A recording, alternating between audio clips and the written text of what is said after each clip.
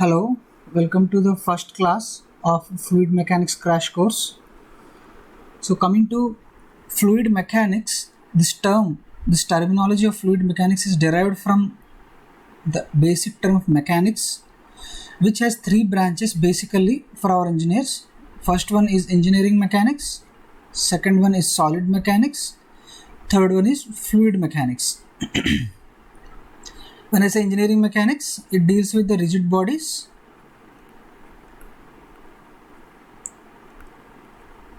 which means that irrespective of how much force, how much magnitude of force you apply, in which direction you apply, displacement between any two bodies within the object or that body does not change. This always remains intact, constant. Neither its geometry does not change. That means neither its size changes nor its shape changes. It remains intact. Now coming to solid mechanics, alternately also called as mechanics of solids or strength of materials. Here we deal with deformable bodies.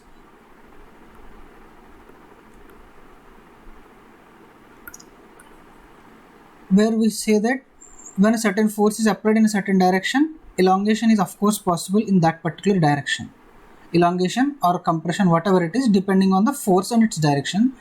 Either it will distort, shape will be distorting if it is a shear force, shape will be distorting depending on the that's why based on application of force, how the force is applied, what magnitude it is, in what direction it is, at what point is it being applied, depending on all those factors, it either deforms, its shape changes or its size changes. Some change will be there, that we accept, because in reality every body is deformable. Now whether that deformation is negligible or considerable, that depends on the force magnitude, direction, and also the material aspects of the body. Okay, now when the system or the material under study is fluids, then we say that particular study of mechanics will come into fluid mechanics. When I say fluids, it can either be liquids or it can be gases, right? Now we know that in solids the molecules are very closely packed. There is no space or room for one molecule to very easily transfer to other place. It is very hard. In liquids, they are moderately packed, somewhat like this. Slight movements is of course possible in the liquid molecules. When coming to gases, for the same volume, if you take, number of molecules per unit volume will be very less. They can easily move from one place to other within the volume. So one more aspect to remember regarding fluids is they have zero or negligible resistance to shear. What I mean to say is, fluids are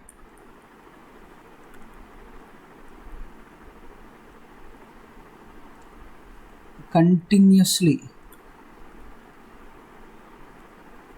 deforming under shear stresses, right? So here what we see, I said fluids are having negligible or zero resistance to shear force.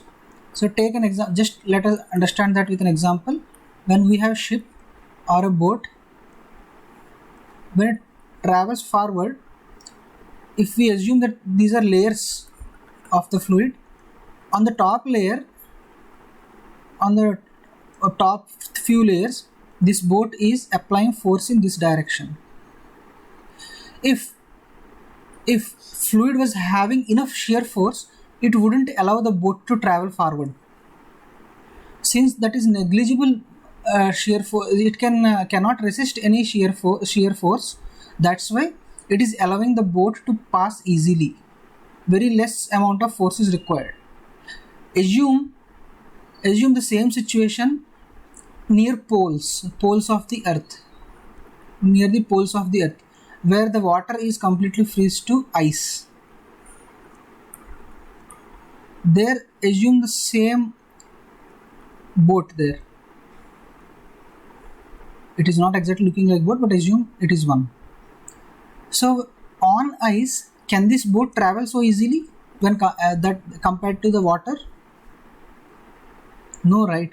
So here little bit more force is required. Basically, near poles there are certain different kinds of ships or vessels that are used, which have capability to crush the ice, break and crush the ice, so that the way is cleared for water.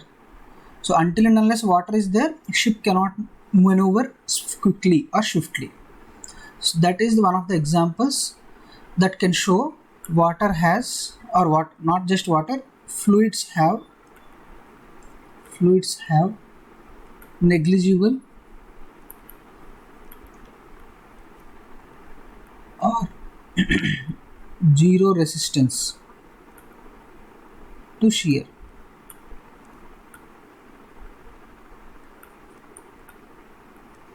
Right? Hope you are getting clear. Next, coming to properties. They define state of a system. That system can be an object, or object that can be solid, liquid, fluid. Again, fluid, it can be liquid or gases, anything depending on what we are studying. So at certain, when I say water at certain temperature, at certain pressure, and at certain volume, or even two are enough. When I define water with certain temperature and certain pressure, that will be state number 1, state 1. When I say I am changing temperature, then I have temperature T2 and P. Then what happens? This water has transformed itself from state 1 to state 2. So state 2 and state 1 are different. So these properties define state of a system. Now they can be again intensive, extensive. When I say intensive, they are independent of mass of the body. A body, or whatever it is, object or whatever it is. So basically it is independent of mass. Extensive, or simply to say, independent of matter, amount of matter,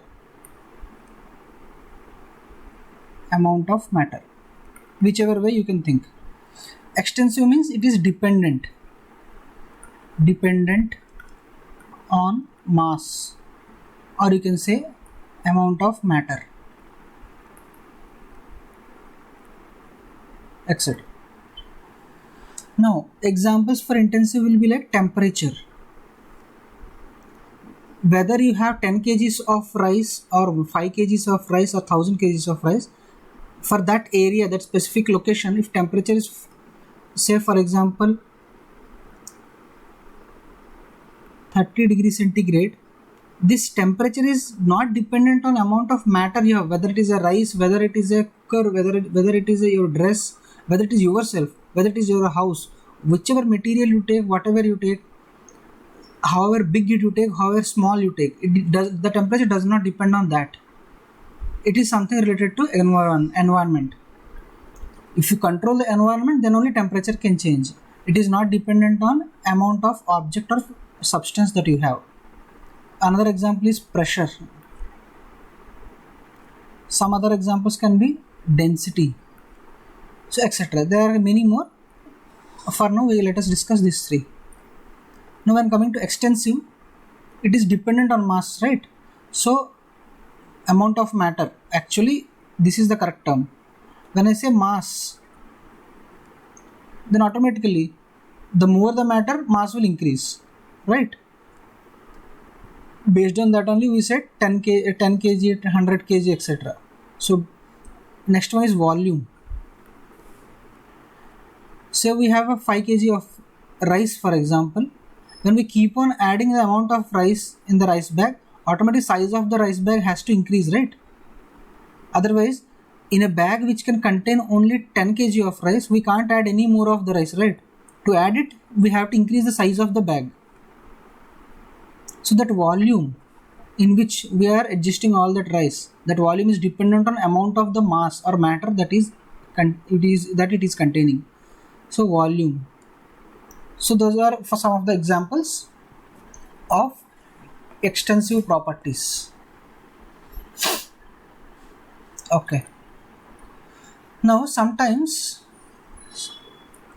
what happens, we basically divide extensive properties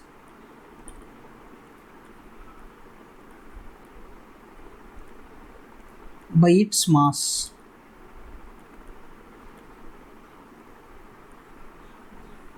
This thing we call it as specific properties. Say for example, if we have volume, then volume divided by mass will become specific volume, right? Which is basically inverse of density, right? Because why? Density is something which is when we say mass, it is rho into volume, right? Density into volume. Now when I say m to bring m to denominator, then rho will come to the denominator as well. So 1 by rho will be equals to v by m. So small v, we cannot use nu, it is small v, it is capital V, volume is capital V, specific volume is small v.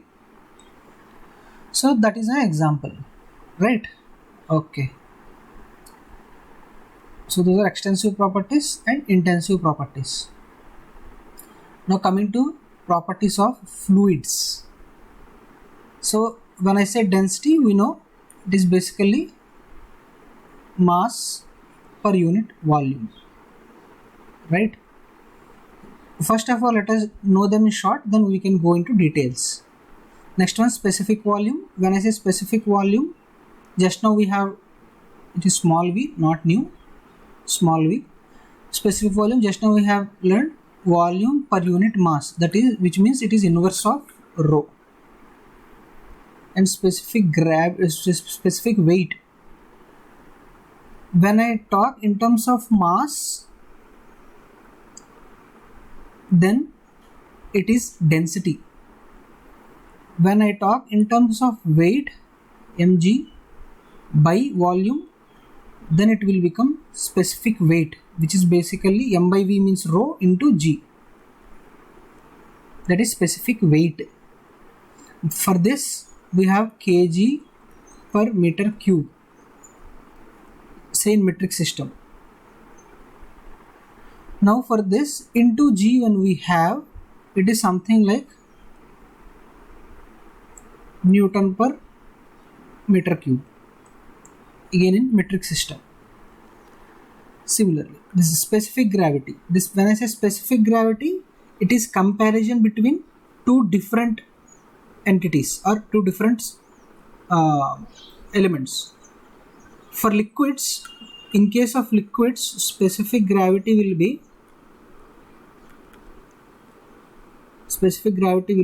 basically specific weight of that particular liquid divided by specific weight of water.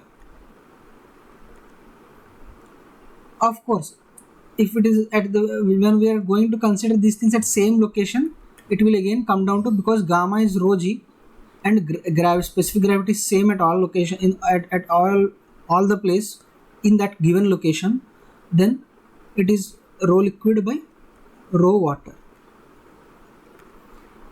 Okay. So for gases, similarly, it will be rho gas rho gas divided by rho air. This water that we measure, that property, the density we measure is at 4 degrees centigrade. For this rho air, we measure at STP, standard temperature and pressure. Okay, so those are few properties of fluids. There are furthermore like viscosity, surface tension, etc., which we will slowly learn in the next class. That's all for this class. Thank you.